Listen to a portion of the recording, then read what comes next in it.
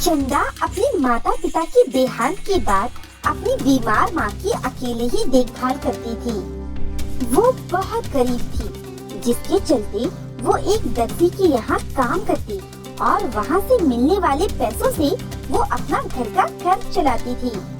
लेकिन अचानक एक दिन बिना किसी कारण से उसको काम से निकाल दिया जाता है, जिसके कारण अब चंदा को पैसों की तंगी होने लगी थी। पैसे ना होने के कारण वो अपने घर का किराया भी नहीं भर पाती, जिसके चलते उसका मकान मालिक उसे घर से निकाल देता है और वो दुखी होकर अपनी माँ के साथ जाकर एक दूसरे गांव में बस जाती है। एक रोज वो कुएं से पानी लेने जाती है तो उसे दो सूखे पेड़ दिखते हैं, जिस पर कुछ ही हरी पत्तियां होती हैं, जिसे देखकर चंदा खुद से कहती है, अरे इतने विशाल पेड़ ऐसे सूखे कैसे हैं? लगता है पानी ना मिलने के कारण इनकी हालत ऐसी हो गई है। मुझे कहीं से पानी लाकर इस पेड़ की जड़ों में डालना चाहिए। चंदा इतना कहकर पास ही के एक कुएं से एक मटका पानी लाकर सूखे पेड़ की जड़ों में डाल देती है। जैसे ही चंदा पेड़ की जड़ों में पानी डालती है, उनमें से एक सूखा पेड़ सोने की तरह चमचमाने लगता है। पेड़ को सोने में बदलता देख चंदा भी हैरान रह जाती है। तभी उस सोने के पेड़ से आवाज आती है, तुमने मुझे पानी देकर अपनी उदारता दिखाई है। मैं सोने का पेड़ हूँ, कहो मैं तुम्हारी क्या मदद कर सकता हूँ? तुम सच में सोने का पेड़ हो? मैंने लोगों से सुना तो था कि इस गांव में एक जादुई पेड़ है, लेकिन आज देख भी लिया। हाँ, इस गांव के लोग मेरे द्वारा अपनी जरूरतों को पूरा करते हैं। कहो तुम्हें क्या चाहिए?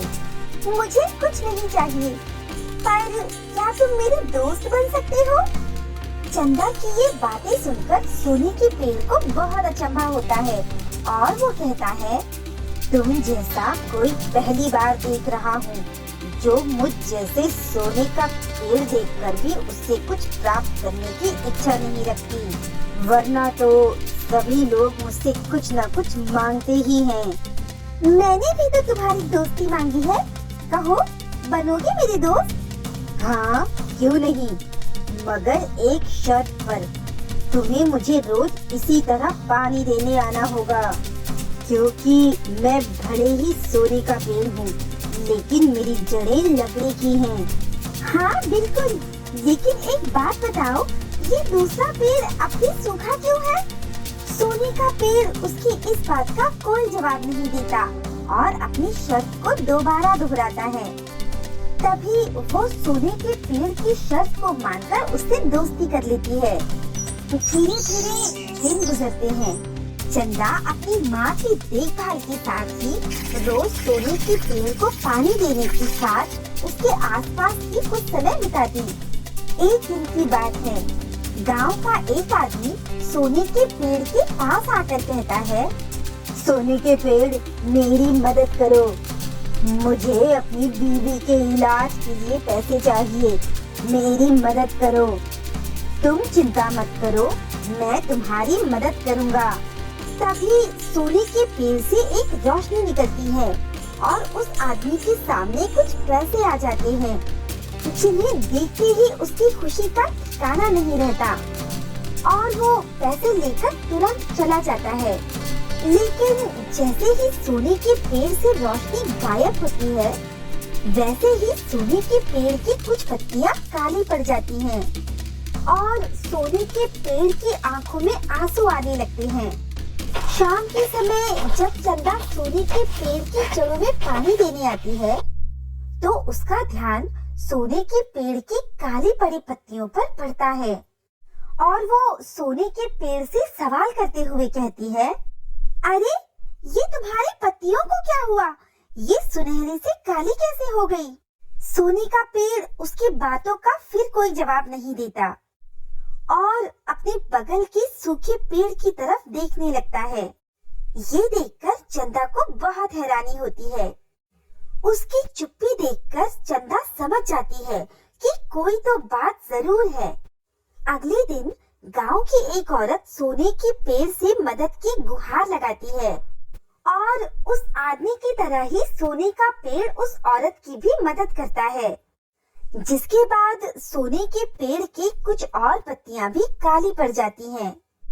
लेकिन इस बार चंदा ये सब कुछ होते हुए देख लेती है और उस औरत के जाते ही सोने के पेड़ से फिर वही सवाल करती है। तो सोने का पेड़ उसे कहता है, चंदा, बात दरअसल ऐसी है कि ये सूखा पेड़ मेरा साथी चांदी का पेड़ है, लेकिन इसकी आत्मा और जादुई शक्तियाँ एक जादूगरनी के गोले में कैद हैं, इसीलिए ये सूखा है।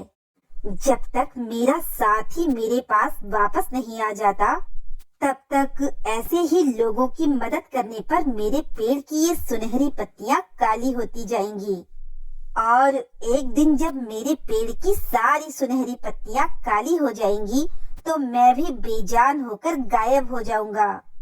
तभी उस दिन पानी देने पर तुम तो चमके, पर ये सूखा ही रहा। हाँ, वो जादूगरनी गांव की पुरानी गुफा में रहती है और इस पूर्णिमा को वो मुझे भी यहाँ से ले जाएगी और हम दोनों सोने चांदी के पेड़ का जादू अपने अंदर समाहित कर लेगी। लेकिन उसे रोकने का कोई तो उपाय होगा। एक ही उपाय है, अगर कोई उस गुफा में जाकर जादूगरनी के गोले को चकनाचूर कर दे तो चांदी के पेड़ की आत्मा और जादुई शक्तियां मुक्त होकर इस पेड़ में आ जाएंगी, क्योंकि दूर रहने पर हम ज्यादा समय तक जीवित नहीं रह सकते। लेकिन उस गुफा में जाकर ये काम करना इतना आसान नहीं। सोने के पेड़ की ये बात सुनकर चंदा सभी गांव वालों को वहां बुलाती है और उन्हें भी ये बातें बताकर सोने के पेड़ की मदद करने के लिए कहती है। लेकिन सभी गांव वाले मना करते हुए कहते हैं, नहीं नहीं, हम उस जादूगरनी की गुफा में नहीं जा सकते। वहां जाना खतरे से खाली नहीं है। बिल्कुल सही कह रही हो बहन, हम सोने के पेड़ के लिए उस गुफा में जाकर अपनी जान नहीं गंवा सकते ना। कैसी बातें कर रहे हैं आप लोग? इस सोने के पेड़ ने आप लोगों की इतनी मदद की है, तो क्या अब समय आने पर आप लोग इसकी मदद नहीं कर सकते? अगर ऐसा है तो तुम ही सोने के पेड़ की मदद कर दो ना। लोगों की ऐसी बातें सुनकर चंदा खुद ही उस सोने के पेड़ की मदद करने का सोचती है और शाम के समय उस जादूगरनी की गुफा में जाती है, जहाँ जादूगरनी तो नहीं दिखती, लेकिन एक चमकता हुआ गोला उसे नजर आता है। तभी चंदा उस गोले के पास जाकर उसे चुटकी से गिराकर उसे चकनाचूर कर देती है, जिससे चांदी के पेड़ की आत्मा और जादुई शक्तियाँ मुक्त हो जाती हैं। तभी वहाँ जादूगरनी आ जाती है और उसे ऐसा करते हुए देख लेती है। कौन है तू लड़की, और मेरी गुफा में आने की हिम्मत कैसे की तूने? चंदा जादूगरनी को देखकर डर जाती है। तभी जादूगरनी चंदा की तरफ बढ़ती है, लेकिन तब तक चांदी के पेड़ की आत्मा और जादुई शक्तियाँ सोने के पेड़ के साथ वाले पेड़ में आ जाती है और वो चांदी का पेड़ चमक उठता है। इधर चंदा जादूगरनी को देखकर भागने लगती है और भागते हुए अचानक चंदा भी उस गुफा से गायब हो जाती है और सोने चांदी के पेड़ के पास पहुंच जाती है। चंदा ये सब देखकर हैरान थी। तभी चांदी का पेड़ कहता है, सोने के पेड़ मेरे साथी, आखिरकार तुमने मुझे उस जादूगरनी से बचा ही लिया। मैंने नहीं चांदी, मेरी दोस्त चंदा ने मेरी मदद की। अगर ये अपनी जान की परवाह किए बिना गोले को नहीं तोड़ती तो कुछ नहीं हो पाता। हाँ, तुम सही कह रहे हो चंदा, मैं तुम्हारा शुक्रगुजार हूँ। मैंने तो बस अपनी दोस्ती निभाई, लेकिन मैं अचानक गुफा से यहाँ कैसे आ गई? मेरे जादू के जरिए तुम यहाँ आई चंदा। अब जब तुम दोनों फिर से एक साथ हो, तो उस जादूगरनी की तरह तुम्हें कोई और नुकसान ना पहुँचाए, इसलिए तुम दोनों अपने असली रूप की जगह एक साधारण पेड़ के रूप में रहो। चंदा की बात से सोने और चांदी के पेड़ सहमत होते हैं और वो अपने जादू से एक साधारण पेड़ का रूप ले लेते हैं। और कहते हैं, हाँ चंदा, अब से हम साधारण रूप में जादुई पेड़ बनकर रहेंगे और हमारा असली रूप वही देख पाएगा जिसकी नियत में कोई खोट नहीं होगी, बिल्कुल तुम्हारी तरह। और इस तरह सच में सोने चांदी के पेड़ साधारण पेड़ की तरह दिखने लगते हैं। चंदा भी अब रोज दोनों पेड़ों को पानी दिया करती। साथ ही सोने चांदी के पेड़ का जादू अब भी बरकरार रहता है और वो अपने जादू से सच्चे और अच्छे लोगों की मदद करते रहते हैं। तो दोस्तों, कैसी लगी आपको हमारी कहानी? अगर पसंद आई हो तो लाइक, शेयर और सब्सक्राइब करना ना भूलें और ऐसी ही कहानियों के लिए बने रहें हमारे चैनल पर।